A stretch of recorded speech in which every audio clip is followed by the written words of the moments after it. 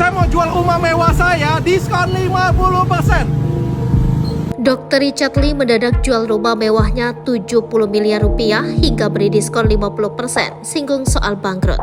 Dijuluki salah satu Sultan Palembang, kini kabar Dr. Richard Lee ingin menjual rumah mewahnya menjadi sorotan. Pasalnya rumah mewah yang kerap dijadikan konten oleh Dr. Richard Lee itu ternyata akan dijualnya. Bahkan, supaya rumah mewahnya cepat laku, Dr. Richard Lee rela menjual kediamannya tersebut dan memberi diskon 50%. Disebutkan Dr. Richard Lee, harga rumah mewah tersebut berkisar 70 miliar rupiah. Namun supaya rumah tersebut cepat laku, ia rela menjualnya hanya 35 miliar rupiah.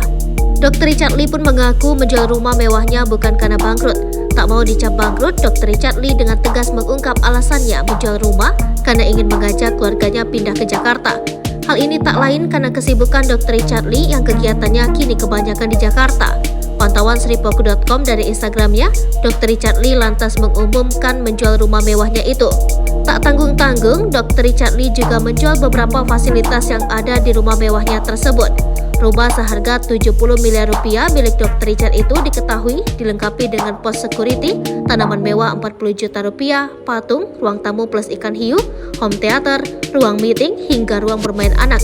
Tidak ketinggalan fasilitas lainnya seperti kolam renang dengan pemanas air, ruang gym, salon pribadi, lapangan bulu tangkis dan basket, mes karyawan hingga 10 kamar tidur.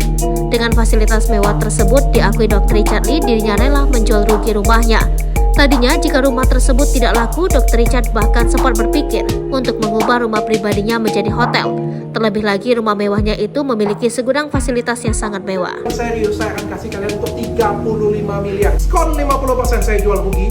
Bukan karena saya bangkrut, saya baik-baik saja. Tapi saya pengen pindah ke Jakarta dengan anak-anak ya kan. Kegiatan saya kebanyakan di Jakarta dan juga saya terlalu banyak ninggalin anak istri saya. Sehingga ya daripada rumahnya nggak tinggalin ya. Tadinya saya pikir kalau nggak laku saya mau jadiin hotel. Tapi kalau misalnya bisa laku ya